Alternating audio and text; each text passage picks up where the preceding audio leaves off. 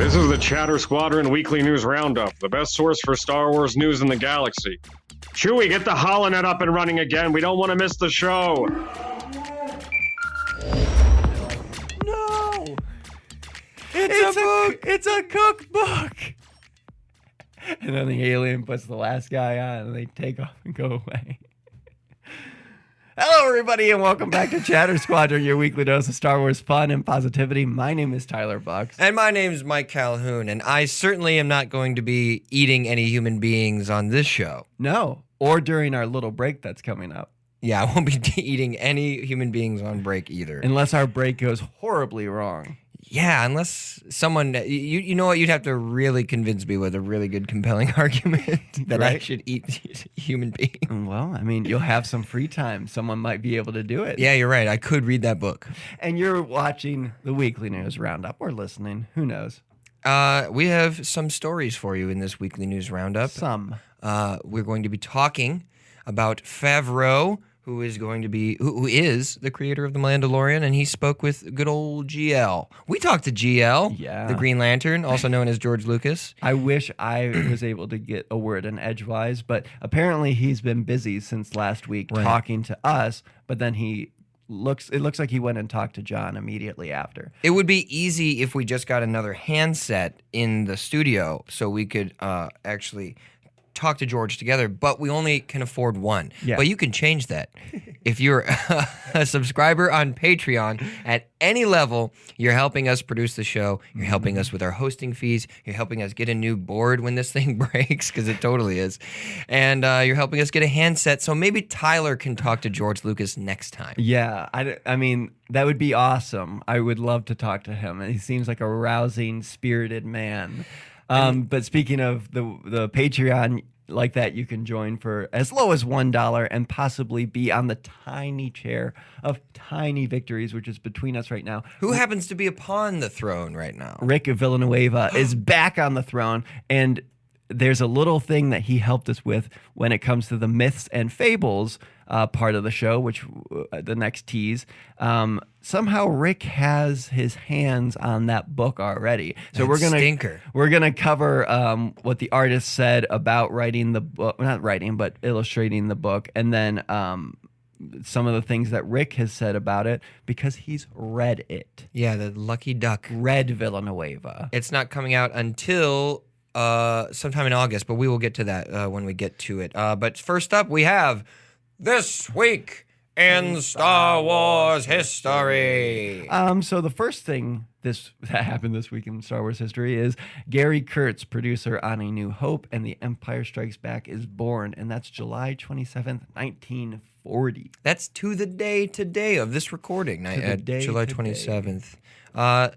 Gary Kurtz, his wife Gloria Kurtz, the producer slash. Did she co-write American Graffiti, or was it just produced? I think she produced. Either way, legends. Yep. Two legends. Two great people that really contributed to this trilogy, and just like all the other legends we've been talking about. Well, she recently passed away, correct? Mm-hmm, yeah. So sadly, this year. Birthday wishes to Gary. July 29th, 2008, Yoda, Darth Vader, and the Secret Apprentice from Star Wars The Force Unleashed cross swords with superpowered heroes and villains in Soul Calibur. What's that, 4? Yeah.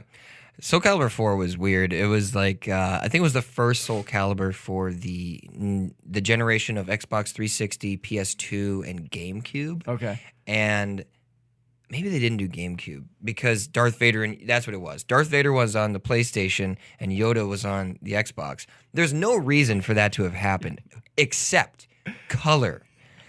Because Yoda is green and has a green lightsaber, and the Xbox is green. You know, I'm happy we've moved on in the past 11 years that we don't see everything through a lens of color anymore. You're right. I don't see... Green people aren't just supposed to be on the Xbox only.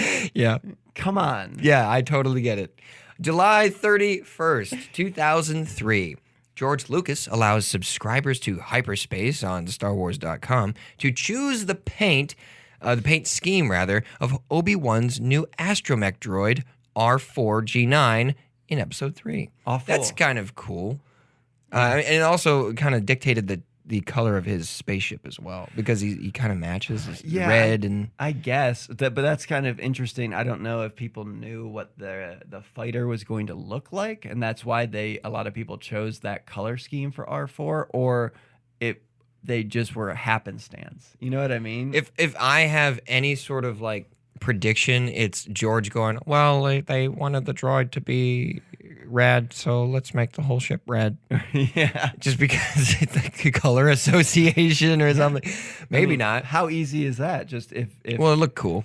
right. If something is one color, say green, why not put it on the Xbox? Oh my gosh, I can't believe it. August 1st, 1975.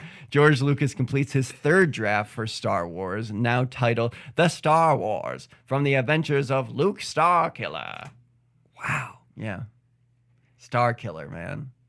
Interesting. So he hadn't even, so 2 years later when the movie was going to be released. Yeah. Oh my goodness. That just goes to show how the writing process, the production process, and the editing process are three different animals. Yeah. You know? Also, it was still The Star Wars. And that subtitle is not fun. I think towards the end of production, I think close to like production happening and wrapping up and everything, it was more of a last minute decision of making it Star Wars as opposed to The Star Wars. I don't know how much that would change things. I much prefer Star Wars over the Star Wars. Star Wars. The Star Wars definitely pins it to the 70s. Just like we are Chatter Squadron, but people can join the Chatter Squadron by going on to patreon.com/Chatter Squadron / Man, I'm slurring my words. We had a poker night last night. We did. It was my birthday last night. Yeah, because happy birthday, Calhoun. It's your birthday for the rest of time. Oh, for the rest of Wait a minute. That means I'm going to get real old real fast. Or just stay the same age because you have one You're right. final birthday. The universe is final birthday. It's your final. And now I'm just going to be this age for eternity. Okay. Exactly. That's a good deal. Wait, did I just make that deal with the devil? Do I need to get a cork? Did you bet? And if you guys want to join our Patreon and hear the pre-show, understand why my Calhoun needs a cork to fight the devil. Yeah. But no, that's a deal you're willing to make. You're willing to bet on that. There was a lot of betting. There was a lot of betting going on last night. Big pool of money, $5 a person. Yes. We even had Jonathan Trowbridge there as well. We did. Old High Johnny. roller, old Johnny. He lasted a good long time. Yes. It was a good game. It was a good poker game. Johnny also really doesn't know how to play poker that much. So something will happen and I'll look across people's faces and then I'll see Johnny, and for the visual people only, Johnny will do like and it's like, what's that mean? He's just trying to convince himself what he wants to do next. He Right. says, well, Right. Very, very expressive. And a lot of other people, they have like small, like little stuff. And then Johnny is just like, and if Johnny doesn't do anything, then that's scary. And everything's off the table. Right. You know, literally, we reset because we can't if read Johnny him. doesn't do anything, we throw everything off the table. Everything It's off like the table. You have to react, or else. Or else we'll stop playing. I wonder what Jon Favreau's reaction was when he got that ring-a-ling from George Lucas. I wonder if he has a good poker I face. think it reached out. I think I don't know who reached out to who. Let's see. Star Wars: The Mandalorian reaches our galaxy. Wow, that's very Grandiose. Yeah. November 12th, 2019. So that's coming up. We know the showrunner, Jon Favreau, went to see Star Wars creator George Lucas to get advice on the series. Do you think George sits in a room and slowly turns around in a throne? Like the people architect enter? in The Matrix? Yeah, well, I was thinking the Emperor, but sure, the Matrix Or maybe as like well. Maximilian Pegasus? Oh, there's no Johnny here to fist bump. Anyway, I do think that George Lucas sits in a throne of some sort. Maybe he has a recreation of Naboo's royal chamber, and he has all of his correspondence. He pops up on a hologram, Right. for all of those people to delegate. You know what? Let's read what he said. Yeah. and Let's read the truth. Yeah. All right. So we had a long talk with each other, Favreau told GQ of meeting Lucas. One thing he said was, remember, Jon, the real audience for all stories and all myths is the kids that are coming of age, because he's really a Joseph Campbell adherent. Yeah. Yeah. He Which really- is true. He's big on the hero's journey and just that type of archetype. Sure. But through everything. I mean, even American Graffiti. He read that, and that was like, well, I don't have to read ever again. He read that, and he read the word clones, and he was like, I'm off to the races. Yeah, now." it's like, if I can fit in a hero's journey with clones from here on out, and if I can have some of the clones follow a hero's journey, man, that would be just great. Maybe I should do a show. So here's to finish the little quote here. We enjoy the stories as adults, but really storytelling is about imparting the wisdom of the previous generations onto the children who are becoming adults and giving them a context for how to behave and how to learn the lessons of the past without making the mistakes on their own. That's the hope, that you can teach them how to avoid all the hardship but garner all the wisdom.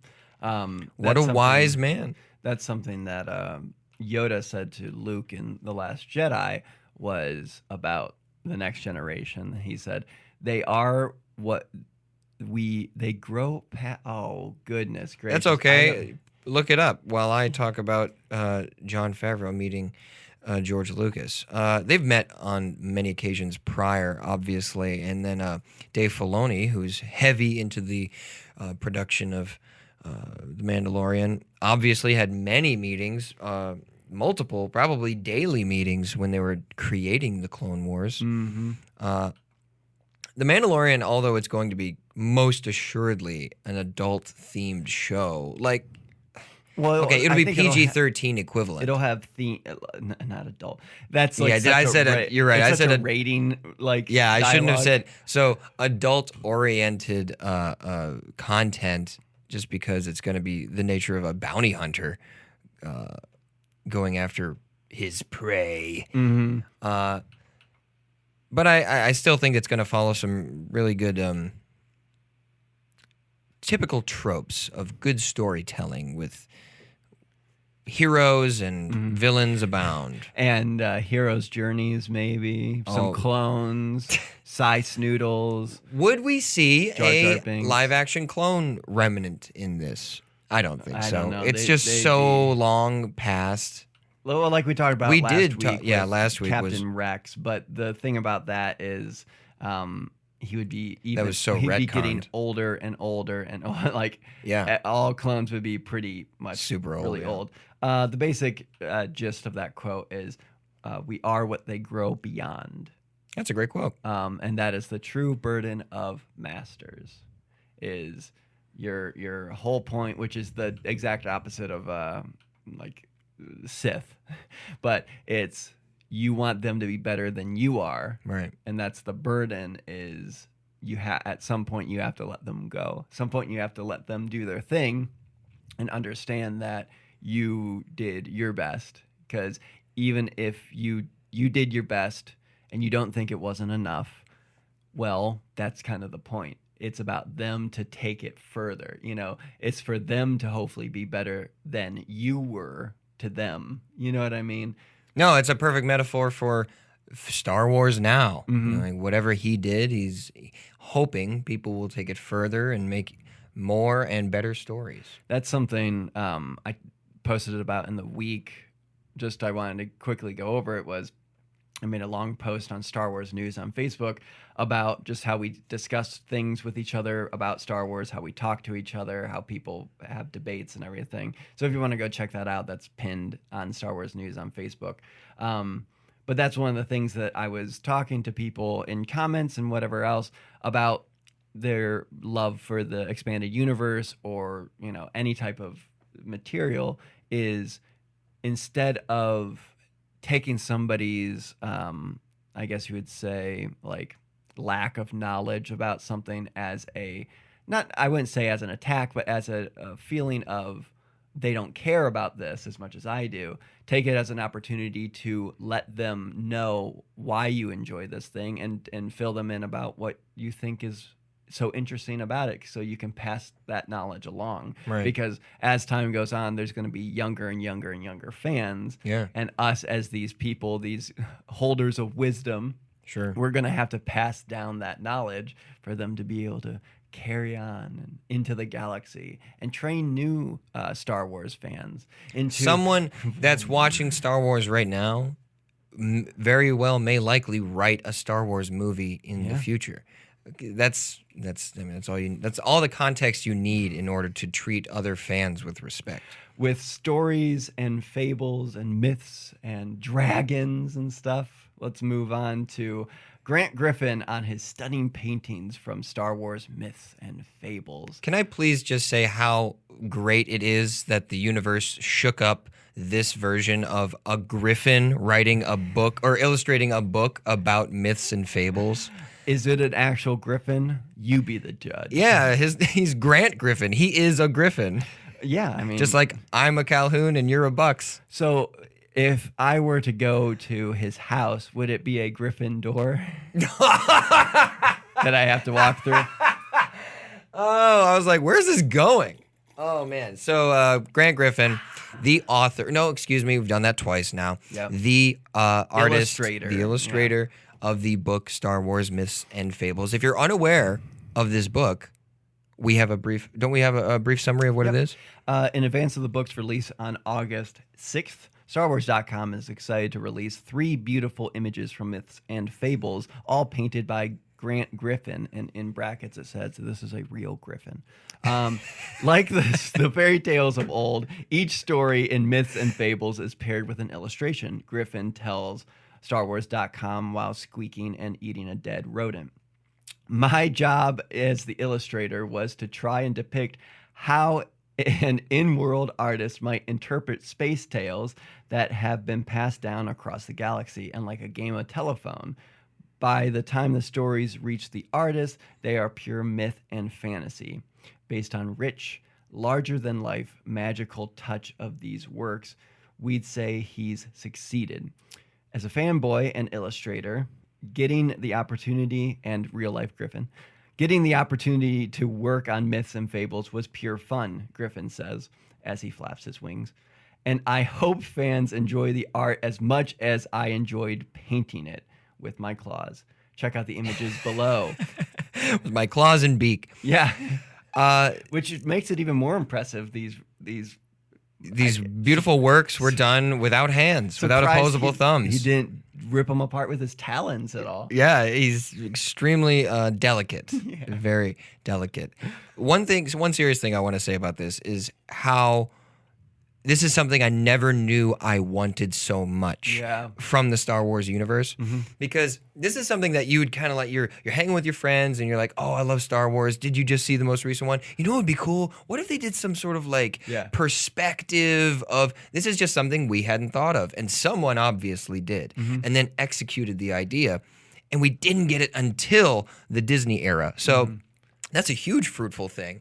But I hope these stories are real long. And by real long, I mean just multiple pages long, not just a big, beautiful piece of art, which we'll have right here. All these beautiful pieces of art accompanied by maybe a page. Yeah. I kind of want it to be like a Tolkien chapter, like a full, like 10, 12-page chapter maybe with per image. Maybe with some songs. Yes, Tolkien. some singing characters within. Hey, there was a song in the latest Thrawn book. Yeah. And by latest, I mean the one that's been released, which was Alliances. Alliances, yes. Padme sang a song. That was unique. You don't see that often. But the artwork is just kind of like alone inspiring me to get this book and read it, because how fun is it to just have the blank slate of what would this corner of the universe consider a Jedi or consider the myth of a Jedi? Right. So cool. Well, and it's the thing too, like I talked about how I didn't like the From a Certain Point of View book they did, which they put themselves out they tried something. Sure. They tried to tell the story of A New Hope through the eyes of other people, which is commendable. I just didn't appreciate the execution, Right. like the story that we had to follow the guy who bumps his head in, And then he ends up on 2 different planets. and then the wills, and we had a whole episode on that. Wasn't it the top 5 characters you don't know from Star Wars but should? I believe that's what it was, but they were basically all from that, because it was like, wait, the Dianoga, the creature in the trash compactor, had an own story because it's a sentient being, and it's also a force sensitive. Being. So he baptized Luke. Oh man, she. I remember, because it was her own cultural thing for force sensitives. Whatever. This is what's interesting about this book for me is and people might know what I like about Star Wars is when you take a piece of the galaxy that we haven't really touched yet, and do something with it. That's why I don't think I like that other book, certain point of view, because it's such everybody knows this movie, so anything they add to it's a little like, This is great because they are first and foremost saying, hey, the whole point of this is like, people don't know what this is. So we're going to go from there. Would you like to read about this first piece that we have of Yes, Darth I would. Vader or the Boogeyman? So we've got Darth Vader on screen right now, and here's the quote. "The challenge for me was making known characters and alien species recognizable yet distinct from the original characters we all grew up with on the big screen. One of my favorite examples was creating the Boogeyman version of Darth Vader. I love the idea of families across the galaxy telling their kids, you better keep your room clean or Vader will get you. It took a couple of tries to find the right balance of being on model, yet surreal and nightmarish. The trick was keeping that iconic Vader silhouette and giving it the right amount of Tim Burton-esque twist.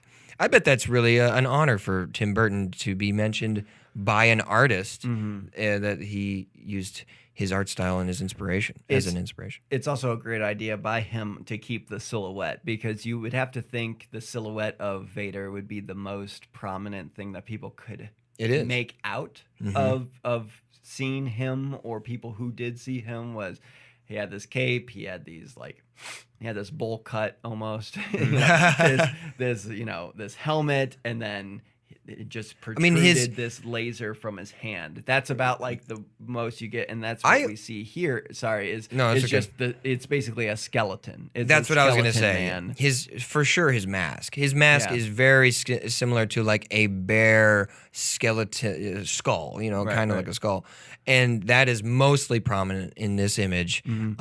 Let's imagine for a moment you are someone that was near Vader attacking someone, and he just happened to not be going after you. Yeah. You only got a glimpse of him. Right. And you saw him kill this person with extreme prejudice. Yeah. It would be like a monster coming out of nowhere. Mm-hmm. I mean, well, they did that in Rogue One. Yeah. That was very much, you could tell that that's what they were pulling off of, was like the monster, Freddy Krueger, Jason Voorhees bearing down on people, this unstoppable, unmovable thing. And that's what we talked about a lot with Star Wars, with Darth Vader in particular, is he is just kind of a horror villain. Especially like watch the fight between Luke and Vader in Empire Strikes Back. He's just like that Jason Voorhees. Yep. If Luke was fighting a mind-controlling horror villain because of how they shot him, mostly in silhouette, as we were talking. Towering over him. Bearing down on him. Luke being on the ground with just this guy. Just constantly coming at him like a Michael Myers kind of thing. That's exactly how he would be, and that's usually it was his tactics. In Thrawn Alliances, for those who haven't read it, spoilers, you can skip ahead 30 seconds, but what I'm going to say is I loved, even though it was campy at first, the walking of the empty suit, because the walking of the empty suit was like, here he comes, the worst threat, and the Grisks are all like, Piao, Piao, we're going to stop him, and we did. And then he shows up again That's extra terrifying to Right. me because it'd be like, we finally did it. We stopped the unstoppable force. Oh, there's 2 of them. Yeah. What? And then he like force grabs his lightsaber out of the empty suit. That's a great visual for like how scared the enemy would be upon seeing that. If people actually skipped ahead, now if they're coming back in, I'm going to do this. Mike, why would you ever say that about Thrawn alliances? Oh my gosh, I'm sorry. I apologize I as well. apologize for him. All right, let's move on. This next piece of art. By the way, how they wrote the Boogeyman, which is how, it's written in a lot of places, Bogey. I've been playing a lot of this golf game on my phone, Golf Clash, if anyone's out there. Hashtag golf clash. Kylo Ren with a 0. But bogey, Isn't that annoying? That's how you spell bogey. So if the Bogeyman is a Sith. But people actually pronounce it Bogeyman too. Really? Yeah, usually people from England, they'll say, instead of Boogeyman, Yeah. they'll say the Bogeyman. The Bogeyman. The Bogeyman. Or some Americans also say Bogeyman instead of Boogeyman. Well, I'll say, I guess Boogie is kind of like it's a silly name too. Yeah, I'll say bogey is much more scary than Boogeyman. Boogeyman sounds like, what, has he got some boogers? I thought the Boogeyman was also like a silly name, but I always still called it the Boogeyman. Yeah. I feels wrong to change at this point to go to Bogeyman. I don't know why. I was feeling that sneeze the entire time you were saying that. Well, I'm glad you finally let it go. Ooh, thank you. The devil won't get in you. I'm We're gonna cork up that my nose. So I'm gonna read this. If the Bogeyman is a Sith, the Good Samaritan has to be a Jedi. Why is Good Samaritan so funny to you? No, you said bogey. I was appreciative that from this day forward, Chatter Squadron says the Bogeyman. I'm reading it. Okay. I had to say it the right way.